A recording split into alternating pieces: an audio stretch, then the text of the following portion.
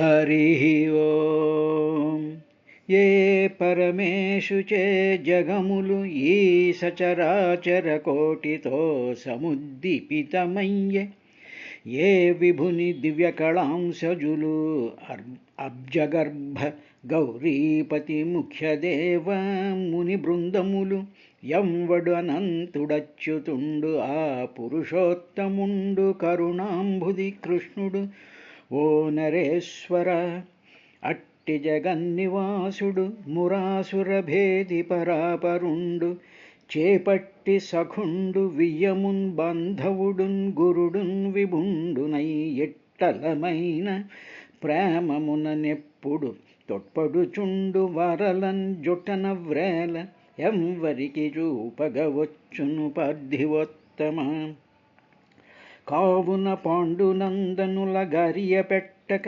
రాజ్యభాగమున్ వవిరినిచ్చి రాజ్యమును వంశము పుత్రుల బంధువర్గమున్ కావుము కాకలోభియగు కష్ట సుయోధన మాట వింటివే భూవర నీయుపేక్ష నగుబో కులనాశము బంధునాశము ఒకనికై ఇట్లు కులమెల్ల నొక్కడింప నెత్తుకొన జూచెదిది నీతి ఏ నృపాల వినుమున మాట నీసియోధనుని విడిచి కులము రాజ్యంబు తేజంబుని ఉపవయ్యా అని ఇట్లు దరిమి చెప్పిన విని దుర్యోధనుడు రోష వివసుండై తానిన తనయ శకున దుశాసనుల నిరీక్షించి తమ సంబున పలికెన్ దాసీపుత్రుని మీరలు దాసీనుంజేయ కిటక తగునే పిలువగా రాసీనుండై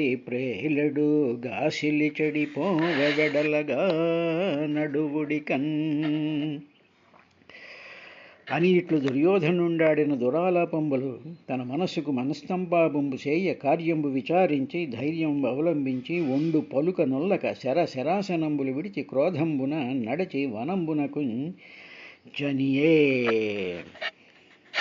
అప్పుడు విష్ణు స్వయం వక్త విమల భూములను పవిత్రంబులగు హరిక్షేత్రములను నెలకొని దేవతా నిర్మిత హరి దివ్య భూముల గంగాది పుణ్యనదుల సిద్ధ పురాణ ప్రసిద్ధ పుణ్యాశ్రమ స్థలముల ఉపవన స్థలములందు గంధమదనముఖ క్ష్మాభృత్తటంబుల మంజులగిరి కుంజ పుంజములను వికచ కైరవ పద్మహల్లకమరంద పాన పరవశ మధుకర గాన బుద్ధ రజహంస విలాస విరాజమాన మగుచు చెలువందు పంకేరుహాకరముల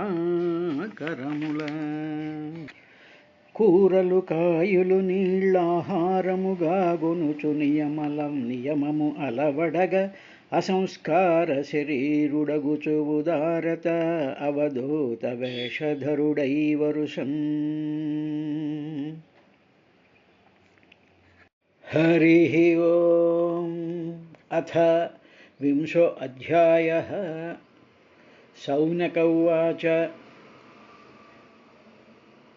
మహీం ప్రతిష్ఠామధ్యస్య సౌతే స్వయంభువో మనుః కాన్యన్వతిష్టద్వరాణి మార్గాయ వరజన్మనా అంటూ శౌనక మహర్షి సూత మహర్షి నైమిసారణ్యంలో ఫర్దర్గా కథ ఏం జరిగింది అనేటువంటి విషయాన్ని తెలుసుకోవడం కోసం అని చెప్పి ఆయన కొన్ని ప్రశ్నలు వేయడం ప్రారంభించాడు.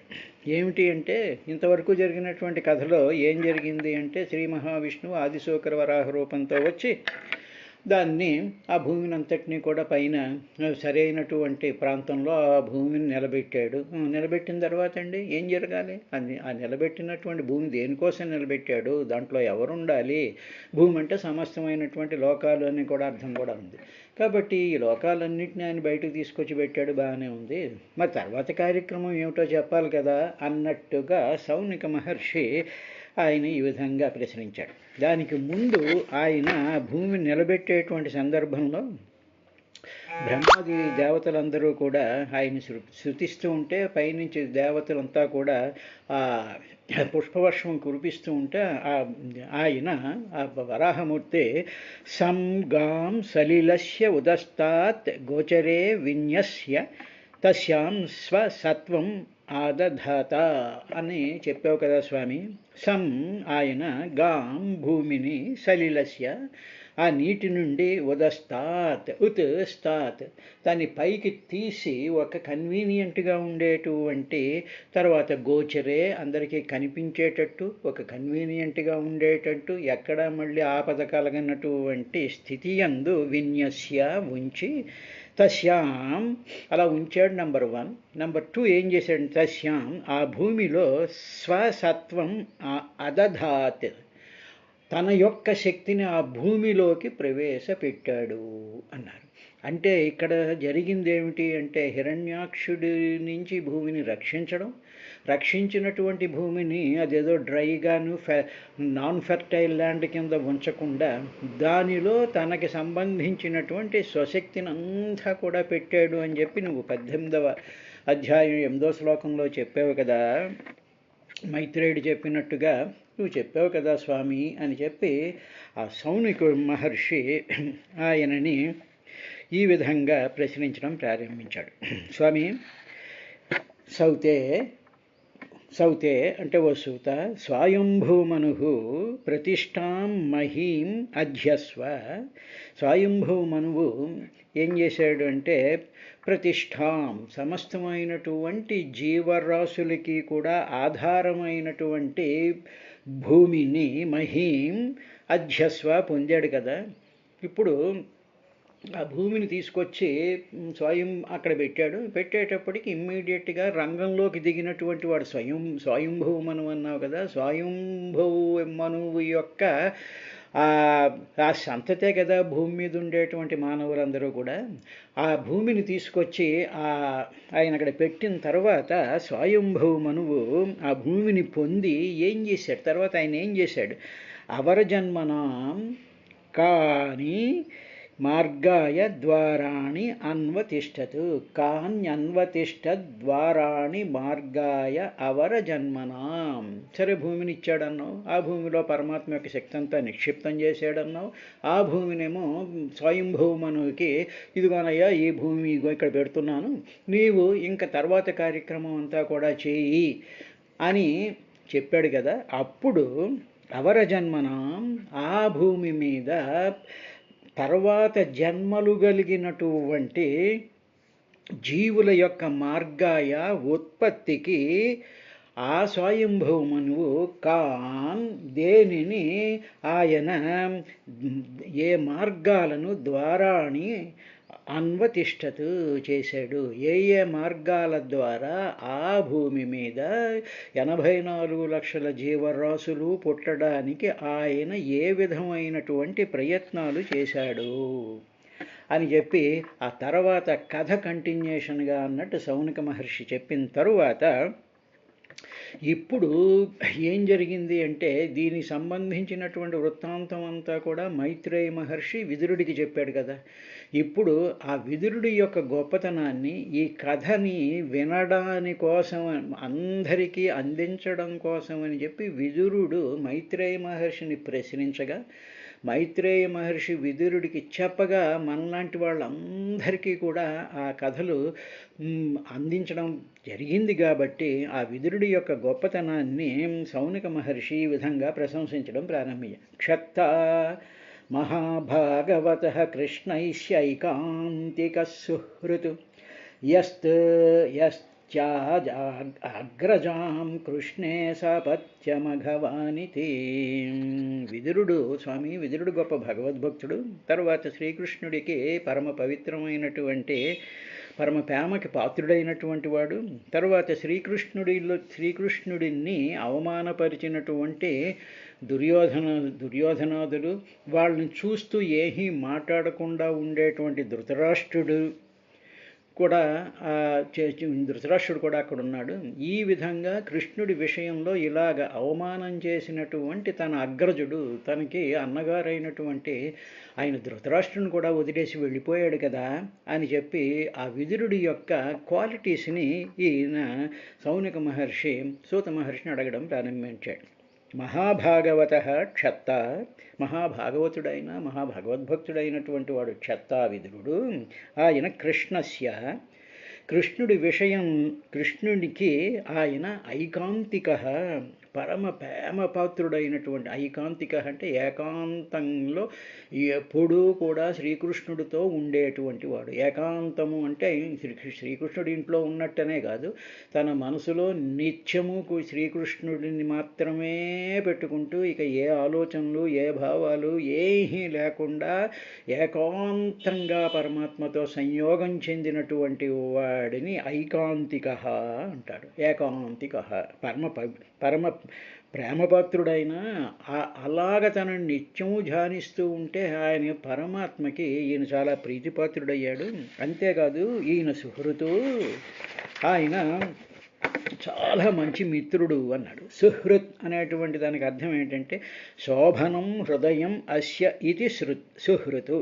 శోభనం హృదయం, శోభనం అంటే బాగా వెలుగుతో ఉండేటువంటి హృదయాన్ని సుహృతు అంటారు. అంటే ఇక్కడ శోభనం అంటే మంచి హృదయం కలిగినటువంటిది, నిరంతరము కూడా భగవంతుడి యొక్క వెలుగుతో నిండినటువంటిది, భగవంతుడి యొక్క కథల వల్ల వచ్చినటువంటి ఆ ఆనందంతో నిండినటువంటి శోభాయమానమైనటువంటి హృదయ కలిగినటువంటి వాడిని సుహృత్ అంటారు. అంటే మంచి మిత్రుడు అని మామూలుగా అర్థం అన్నమాట.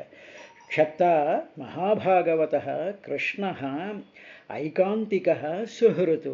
ఆయన అటువంటి వాడు ఆ విదురుడు. అటువంటి విదురుడు ఏం చేశాడంటే కృష్ణుడి విషయంలో అఘవాన్ అపరాధం చేశారు అని ఎవరు అపత్న్యం పుత్రులతో కూడినటువంటి అగ్రజుడైనటువంటి ధృతరాష్ట్రుణ్ణి తత్యాజ, ఆయన వదిలేశాడు కదా, అటువంటి వాడు కదా క్షత్త ఈ విదురుడు అని చెప్పి సూత మహర్షికి సౌనికుడు ఆ విధంగా అన్నాడు. అంటే ఏమిటి? కృష్ణుడి విషయంలో అపరాధం చేసినటువంటి వాళ్ళు, నిందలు చేసినటువంటి వాళ్ళు, అవమానం చేసినటువంటి వాళ్ళని సపోర్టు చేసినటువంటి తన సొంత అన్నగారైనటువంటి ధృతరాష్ట్రుణ్ణి కూడా వదిలేసి వెళ్ళిపోయాడు. అంటే శ్రీకృష్ణుడి మీద ఆయనకి అంత మంచి మిత్రుడు కావడం చేత అంత పరమ పవిత్రమైనటువంటి ఆ ప్రేమభావాన్ని చూసి చాలా ప్రేమపాత్రుడయ్యాడు ఆయన కృష్ణుడికి. అదే కాదు ఈయన మహాభాగవత భక్తుడు అని చెప్పి ఆ 3 ఆస్పెక్ట్స్ని కూడా చెప్పిన తర్వాత ఇంకా ఆ విదురుడి యొక్క గొప్పతనాన్ని చెప్తూ సౌనకుడు ఈ విధంగా ఆయన అండం ప్రారంభించాడు. ద్వైపాయనాదనవరో మహిత్వే తస్య దేహజః సర్వాత్మనాశ్రితః కృష్ణం తత్పరాంశ్చాప్యనువ్రతః. వసుత, ఈ విదురుడు సాక్షాత్తు కృష్ణద్వైపాయనుడు అయినటువంటి ఆ వ్యాస మహర్షి యొక్క దేహజ, ఆయన దేహంలో నుంచి పుట్టినటువంటి వాడు. అంటే ఏమిటి? అంబిక, అంబాలిక వాళ్ళకేమో ధృతరాష్ట్రుడు, పాండురాజు పుట్టాడు వ్యాసుడి యొక్క అనుగ్రహం చేత. తర్వాత అక్కడ ఒక దాసి ఉంటే దాసి కూడా అనుగ్రహించమంటే ఆ దాసి ద్వారా తన దేహంలో నుంచే వచ్చినటువంటి వాడు విదురుడు అయినా, అందువల్ల తస్య దేహజ, ద్వైపాయనుడి యొక్క పుత్రుడే అయినటువంటి ఈ విదురుడు ఏం చేశాడంటే, ఆయనకు ఉండేటువంటి ఇంకొక గొప్పతనం ఏమిటంటే ఆయన ఎప్పుడూ కృష్ణుణ్ణి ఆశ్రయించుకునే ఉంటాడు. శరణుజొచ్చడమే తప్ప మరొక పని లేదు. ప్రతిదీ కూడా శ్రీకృష్ణుడే నాకు శరణం అనేటువంటి స్థితిలో నిరంతరం ఉండేటువంటి వాడు. అంతేకాదు ఎవరైతే కృష్ణ భక్తులు ఉంటారో, ఎవరైతే నిరంతరము కృష్ణుణ్ణి సేవిస్తూ ఉంటారో, ఎవరి హృదయాల్లో అయితే కృష్ణుడు నిరంతరము ఉంటాడో అటువంటి భక్తులను కూడా తాను సేవిస్తూ ఉండేటువంటి వాడయ్యా ఈ విదురుడు. విదురుడికి ఆ గొప్పతనం ఉంది అనేటువంటి విషయాన్ని చెప్తూ మహిత్వే, గొప్పదనంలో ద్వైపాయనాత్, ద్వైపాయన మహర్షి అయినటువంటి ఆ వ్యాసుడికి అనవరహ, ఆ వ్యాసుడికి ఏ మాత్రం తీసిపోడినా అంతటి శక్తి కలిగినటువంటి వాడు. తస్య దేహజ, అటువంటి ద్వైపాయనుడికి విదురుడు దాసి వల్ల పుట్టాడయ్యా. తరువాత ఏమిటి, సర్వ ఆత్మనాశ్రితం, అన్ని విధాలా కూడా కృష్ణుణ్ణి శ్రిత, ఆశ్రయించినటువంటి వాడైనా, ఎప్పుడు అన్ని విధాలా కూడా ఏ పని చేస్తున్నా సరే శ్రీకృష్ణుణ్ణే ఆశ్రయించుకుని ఉండేటువంటి వాడు. అంటే ఏమిటి, అన్నం తింటున్నా, నిద్రపోతున్నా, నడుస్తున్నా, చేత్తో పని చేస్తున్నా, దాహం నీరు తాగుతూ ఉన్నా, ఏ పరిస్థితిలో కూడా సర్వ విధాల సర్వ ఆత్మన, తనకి సంబంధించినటువంటి సర్వ కార్యముల యందు కృష్ణం ఆశ్రిత, ఆ కృష్ణుణ్ణే ఆశ్రయించుకుని ఉన్నాడు. అంతేకాదు తరువాత ఆయన తత్పరాన్ చ అపి అనువ్రత, ఆ శ్రీకృష్ణుణ్ణి పరాన్ చ అపి, ఆ శ్రీకృష్ణుణ్ణే పరమాత్మగా భావించేటువంటి మిగతా భక్తుల్ని కూడా అనువ్రత, సేవిస్తూ ఉండేవాడు. కాబట్టి ఆయన కృష్ణుణ్ణి సేవించడమే కాకుండా కృష్ణుడి కోసం పరితపించేటువంటి భక్తుల్ని కూడా ఆయన నిరంతరం కూడా సేవిస్తూ ఉండేవాడయ్యా విదురుడు. ద్వైపాయనాత్ అనవరో మహిత్వే తస్య దేహజ సర్వాత్మనాశ్రిత కృష్ణం తత్పరాంశ్చాపి అనువ్రత. అటువంటి మహాభక్తుడైనటువంటి వాడు విదురుడు. ఆ విదురుడి యొక్క క్వాలిటీస్ చెప్పారు. ఏమండి, ఇప్పుడు విదురుడి సంగతి ఎందుకు చెప్పాల్సి వచ్చింది అనేటువంటి ప్రశ్న మనకి మనసులో రావచ్చు. కారణం ఏమిటంటే, భాగవతం చెప్పేటువంటిది ఏమిటంటే, భాగవతం భగవంతుడి యొక్క కథ, భాగవతం భక్తుల యొక్క కథ. కాబట్టి భక్తులను ఎప్పుడూ భాగవతం స్మరిస్తూ ఉంటుంది. అలాగే విదురుడు కానివ్వండి, భీష్ముడు కానివ్వండి, కుంతి కానివ్వండి, ఉత్తర కానివ్వండి, ఆ తర్వాత అంబరీషుడు కానివ్వండి, తర్వాత రకరకాల రతిదేవుడు కానివ్వండి, వీళ్ళ యొక్క ధ్రువుడు కానివ్వండి, ప్రహ్లాదుడు కానివ్వండి, గోపికలు కానివ్వండి, వీళ్ళ గురించి మనకి భాగవతం ఎప్పుడూ చాలా పుష్కలంగా వాళ్ళ గురించి చెప్తూ ఉంటుంది. ఎందుకు వాళ్ళ గురించి చెప్తుంది అంటే, వాళ్ళు చేసినటువంటి పనులు వాళ్ళు ఏ విధంగా చేశారు, వాళ్ళు ఏ విధంగా జీవితం గడిపారు, వాళ్ళ యొక్క మనోస్థితి ఏమిటి అని మనకి ఎక్స్ప్లెయిన్ చేయడం వల్ల మనం వాళ్ళని రోల్ మోడల్గా తీసుకుని వాళ్ళలాగా మన మనసుని ట్రైన్ చేసుకున్నట్లయితే మనకి భగవంతుడు సాక్షాత్కరిస్తాడు. అంతే తప్ప ఒక్క భగవంతుడి గురించే చెప్తాము కాబట్టి అది కాదు. దానిని ఫాలో అయినటువంటి వాళ్ళ యొక్క చరిత్రలు కూడా భాగవతంలో ఉంటుంది. కాబట్టి భాగవతం అనేటువంటిది భగవద్భక్తులకి సంబంధించినటువంటి కథ, భగవంతుడికి సంబంధించినటువంటి కథ. కాబట్టి అందువల్ల శౌనకుడు ఆ విదురుణ్ణి ఆ విధంగా ఆయన యొక్క క్వాలిటీస్ని ఆయన చెప్తున్నాడు. తర్వాత ఏం జరిగింది అంటే, తర్వాత ఇంకా ఆయన ఏమన్నాడు అంటే, కిం అన్వపృచ్ఛన్ మైత్రేయం విరజాస్థిర్ధసేవయ ఉపగమ్య కుశావర్తాసీనం తత్వవిత్తమం. వసుత, ఆ విదురుడు ఇంకా ఎటువంటి వాడు అనేటువంటి విషయాన్ని ఒకసారి నేను ఆలోచించుకున్నట్లయితే నాకు ఇలా అనిపిస్తోందయ్యా. ఆ విదురుడు వీళ్ళని వదిలేసిన తర్వాత, ఈ కౌరవుల యొక్క సాంగత్యం వదిలేసిన తర్వాత ఆయన చాలా బాధతో సర్వతీర్థాలని కూడా సేవించాడు కదా. అలా పుణ్యతీర్థాన్ని సేవించడం వల్ల ఆయనలో ఉండేటువంటి సమస్తమైనటువంటి దోషాలు కూడా తొలగిపోయాయి కదా. అలా తొలగిపోయినటువంటి విదురుడు అలా ప్రయాణం చేస్తూ చేస్తూ హరిద్వారంలో కుశాసీనుడై ఉన్నటువంటి తర్వాత తత్వవేత్తల్లో మహాశ్రేష్ఠుడైనటువంటి మైత్రేయ మహర్షిని సమీపించి ఆయనతో ఏం మాట్లాడాడు అని చెప్పి వాళ్ళిద్దరూ ఏం మాట్లాడుకున్నారు అనేటువంటి విషయాన్ని శౌనక మహర్షి సూతుణ్ణి ప్రశ్న చేశాడు. ఇక్కడ కిం అన్వపృచ్ఛయ మైత్రేయం, కిం దేని గురించి, అన్వపృచ్ఛయ ఏం విషయాల గురించి ప్రశ్నించాడు. ఎవరిని? మైత్రేయ మహర్షిని. ఎవరు? విరజాస్తీర్థసేవయ, తీర్థాలను సేవించడం వల్ల విరజ పోయినటువంటి దోషాలు కలిగినటువంటి ఆ విదురుడు ఆయన దోషాలు పోయినటువంటి ఆ విదురుడు ఉపగమ్య ఎవరిని మైత్రేయం ఉపగమ్య మైత్రేయుడి దగ్గరికి వెళ్ళాడు. వెళ్ళేటప్పటికి ఆయన కుశావర్తం ఆసీనం, కుశావర్తం అంటే హరిద్వారం, అక్కడ కుశల మీద ఆయన ఆసీనుడై ఉన్నాడు. హరిద్వార దగ్గర అక్కడ ఉండేటువంటి ఆసీనం ఆ మైత్రేయ మహర్షి తత్వవిత్ మం, తత్వం తెలిసినటువంటి వాడు మైత్రేయుడు కదా.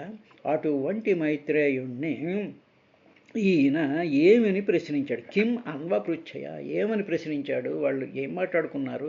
వాళ్ళు మాట్లాడుకునేటువంటి విషయాల్ని మాకు చెప్పు అని చెప్పి సూతుణ్ణి సౌనికుడు ఆ 4వ శ్లోకంలో ఆయన ఆ విధంగా అడిగాడు. ఏమండి, ఎవరో ఇద్దరు మాట్లాడుకుంటుంటే వాళ్ళు మాట్లాడుకునే విషయాల మీద నీకెందుకు ఇంట్రెస్ట్ సౌనిక అని సూతుడు అడగలేదు. ఎందుకంటే ఇక్కడ చెప్పినటువంటిది ఏమిటంటే విరజాస్ తీర్థ సేవయ, తీర్థాల్ని సేవించడం వల్ల దోషాలు తొలగినటువంటి వాడు అనే సమస్తమైనటువంటి తీర్థాల్లో ఆయన స్నానం చేశాడు, దేవాలయాలు దర్శించాడు, ఉపవాసం ఉన్నాడు, ఒక అవధూతలాగా తిరుగుతూ ఉండి నిరంతరము కూడా కృష్ణుణ్ణి ఆశ్రయించుకున్నటువంటి వాడు సాధారణమైనటువంటి మానవుడు కాదు. కాబట్టి అటువంటి వాళ్ళలో నుంచి ఏం ప్రశ్నలు వస్తాయి, అటువంటి వాళ్ళ మాటల్లో నుంచి ఏం వస్తాయి అనేటువంటి విషయాలను తెలుసుకోవడంలో ఏ విధమైనటువంటి తప్పు లేదు. అందువల్ల మైత్రేయుడు కూడా ఎటువంటి వాడంటే తత్వవిత్తము, తత్వము అంటే యథార్థమైనటువంటి పరమాత్మ తత్వాన్ని తత్వము అంటారు. యథార్థమైనటువంటి స్థితి తెలిసినటువంటి వాడు. కాబట్టి వాళ్ళు మామూలుగా పొల్లు మాటలు పనికిరానటువంటి మాటలు తెలుసుకోరు.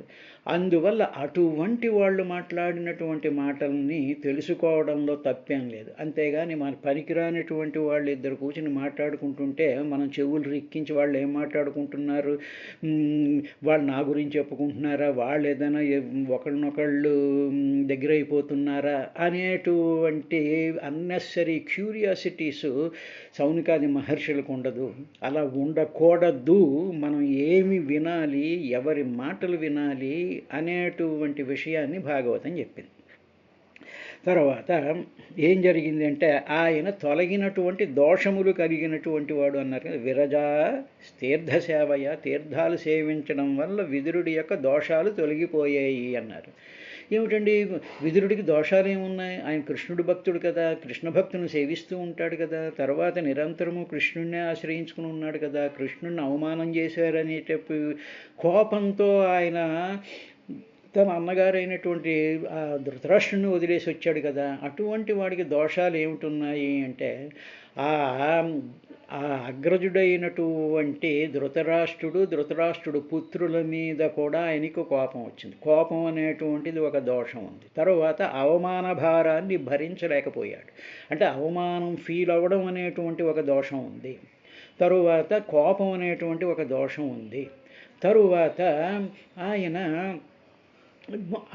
అంతవరకు కూడా కౌరవ సభలో ఉండి పాండవుల్ని రక్షిస్తూ ఆ కౌరవుల్లో ఉండేటువంటి దుష్ట సాంగత్యం యొక్క మధ్యలో ఆయన ఉండడం మంత్రి కింద ఉన్నాడు కాబట్టి ఆ నిరంతరము కూడా అసూయతో రగిలిపోయేటువంటి వాళ్ళ మధ్యలో ఉండడం వల్ల వాళ్ళ యొక్క ప్రభావం తనకి ఇష్టం లేకపోయినా వాళ్ళ గురించి ఆలోచించడం అనేటువంటి స్థితి జరగడం వల్ల ఆ దోషాలు ఆయన మనసుకు పట్టుకున్నాయి.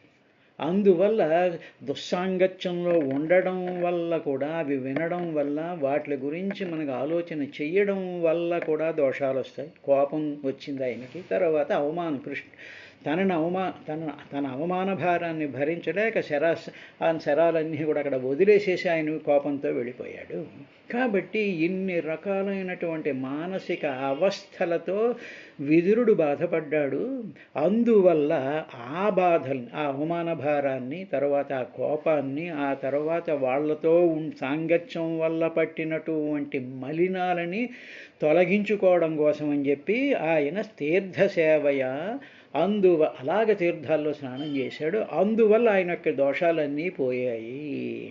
అంటే ఇక్కడ భాగవతం ఏం చెప్తోందో ఒక్కసారి మనం జాగ్రత్తగా గమనించుకున్నట్లయితే ఆ భక్తుడు ఏ విధంగా చేశాడు అంటే అవమాన భారంతో కుమిలిపోవడం, తరువాత ఏమో కోపంతో రగిలిపోతూ ఉండడం, తరువాత దుష్ట సాంగత్యంలో దోషాలు జరిగేటువంటి ప్రాంతంలో మనం ఉంటూ ఉండడం అనేటువంటివి దోషాలుంటాయి. కాబట్టి ఈ దోషాలను తొలగించుకునేటువంటి వాడు విదురుడు. కాబట్టి ఆ విదురుడు యొక్క ప్రశంస సౌనిక మహర్షి అక్కడ ఆ విధంగా ఆయన చేశాడు. చేసిన తరువాత ఆయన 3వ స్కంధంలో 20వ అధ్యాయంలో 5వ శ్లోకంలో ఆయన ఈ విధంగా అన్నాడు. తయో సంవదతో సూత ప్రవృత్తా హ్యమలా కథా ఆపో గంగా ఇవాఘ్నీన్ హరే పాదాంబుజాశ్రయా. ఓ సూత, డెఫినెట్గా వాళ్ళిద్దరూ కూడా శ్రీహరి పాదపద్మాలకి సంబంధించినటువంటి కథలనే చెప్పుకుని ఉంటారు. I'm sure about it.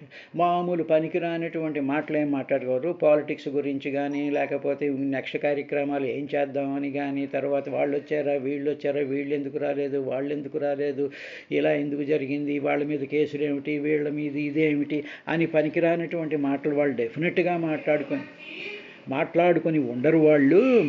కాబట్టి వాళ్ళు మాట్లాడుకునేటువంటి మాటలు ఎటువంటివై ఉంటాయంటే, శ్రీహరి పాదాలలో నుంచి పుట్టినటువంటి గంగా జలం ఏ విధంగా అయితే సమస్త పాపాలని హరిస్తుందో, అలాగా వాళ్ళు మాట్లాడుకునేటువంటి మాటలు గంగాజలం లాంటివి. ఆ మాటల్ని కానీ మనం విన్నట్లయితే గంగాజలంలాగా మనని పవిత్రుల్ని చేసేటువంటి విధంగా వాళ్ళు మాట్లాడుకుని ఉంటారు కదా అని చెప్పి, వాళ్ళు ఏమి మాట్లాడుకొని ఉంటారో అనేటువంటి ప్రశ్న ఆయన వేశాడు.